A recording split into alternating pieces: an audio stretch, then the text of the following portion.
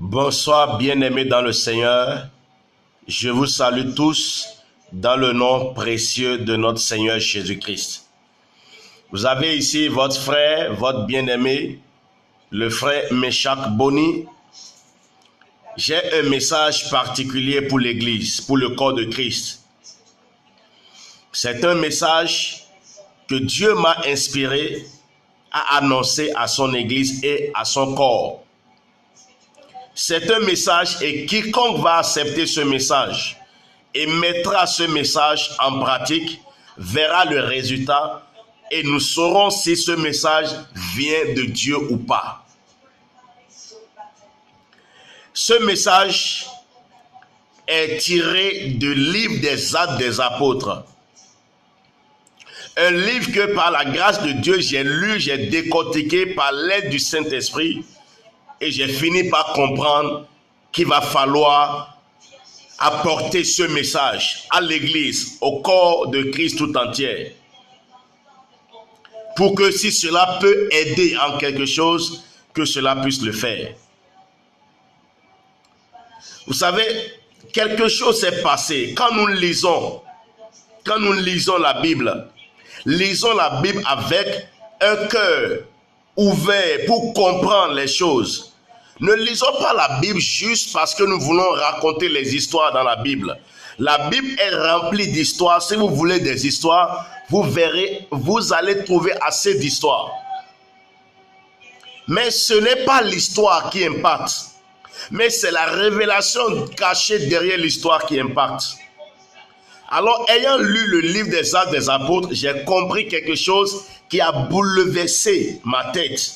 Et j'ai décidé de partager ce message. J'ai décidé d'annoncer ce message.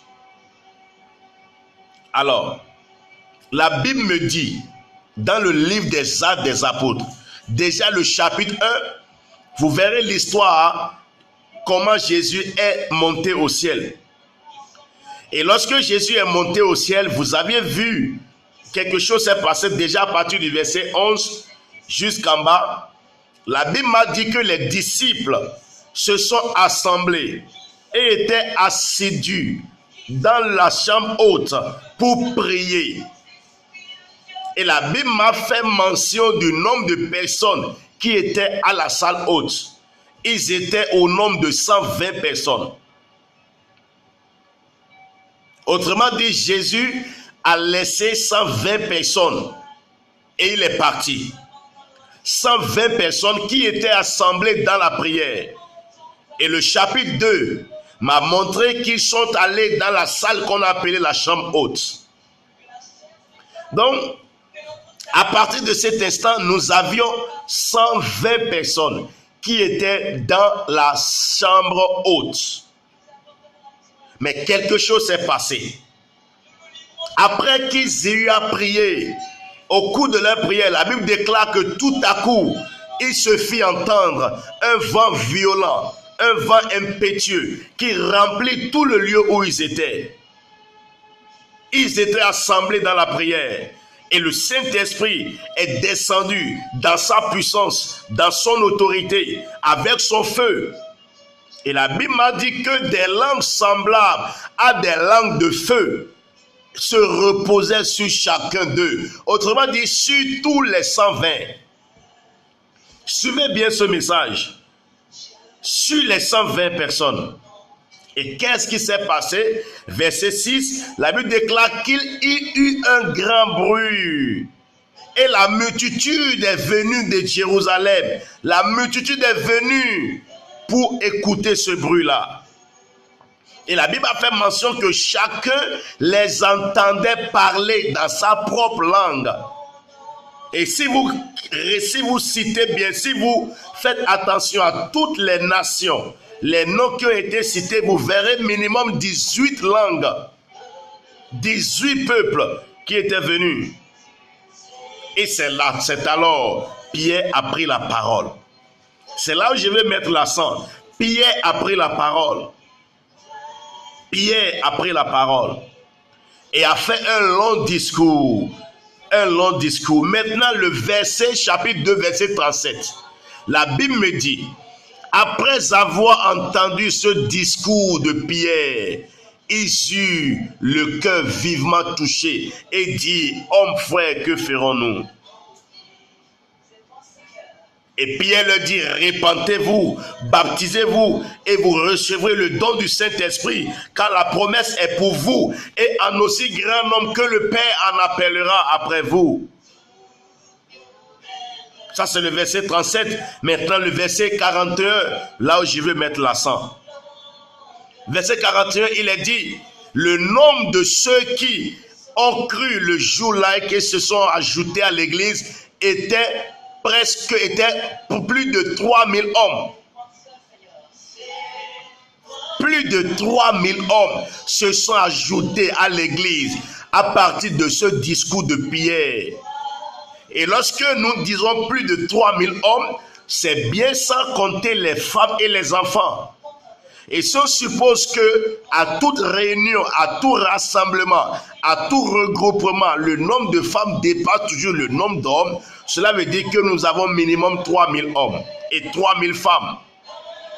Et si on suppose, cela veut dire on peut estimer à 4000 femmes. Et si on suppose que chaque femme est venue avec au moins un enfant, ce qui veut dire que ça fait 4000 femmes, 4000 enfants et 3000 hommes, ce qui fait 11 000 personnes. C'est une estimation. Ma question, elle est celle-ci. Pierre, vous le connaissez. Pierre, c'est un illettré. Pierre n'a pas été à l'école. Pierre, c'est un pêcheur. Pêche, il fait la pêche. Il était pêcheur professionnel. Il exerçait son activité de pêche quand Jésus l'a appelé. Pour dire, suis-moi, je ferai de toi pêcheur d'hommes. Mais la Bible me dit, un seul discours de Pierre et presque de 11 000 personnes se sont ajoutées à l'église. Ma question est ceci. Quel est ce type de message? Il y a quoi dans ce type de message? Est-ce que c'est les messages qui manquent aujourd'hui dans nos églises? Est-ce que c'est les messages qui manquent aujourd'hui? La Bible n'a pas dit que Pierre a prêché. La Bible n'a pas dit que Pierre a donné une prédication, non. Il a dit, après avoir entendu ce discours, et vous savez ce qu'on appelle discours, c'est une récitation. Juste une récitation de ce qui est écrit, un discours. Plus de 11 000 personnes se sont données à Jésus. Des églises aujourd'hui existent depuis des années et sont toujours au même niveau. Des ministères existent depuis 20 ans, 30 ans. Ils sont toujours au même niveau. Ils ont commencé avec 100 personnes. Ils sont à 50 personnes. Et ça ne nous fait pas réfléchir. Il y a des églises, ils sont à 100 personnes. Et depuis qu'elles sont nées, elles sont toujours à 100 personnes. Depuis qu'elles sont nées, elles sont toujours à 120 personnes.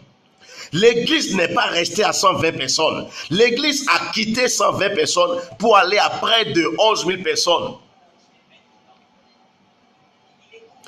Est-ce que ça vous dit quelque chose? Qu'est-ce qui ne va pas dans nos églises aujourd'hui? Est-ce que c'est la prédication qui manque? Est-ce que c'est le message qui manque? Ou bien c'est la prière qui manque? Dans nos églises, nous avons la prière. Nous avons des guerriers de prière, des bombes atomiques dans la prière, des baobabs, des géants dans la prière.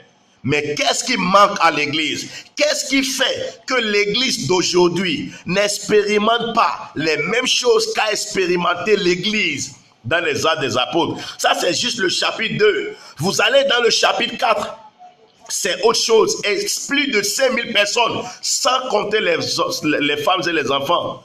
Autrement dit, ça atteint déjà 20 000 qui se sont ajoutés à 11 000.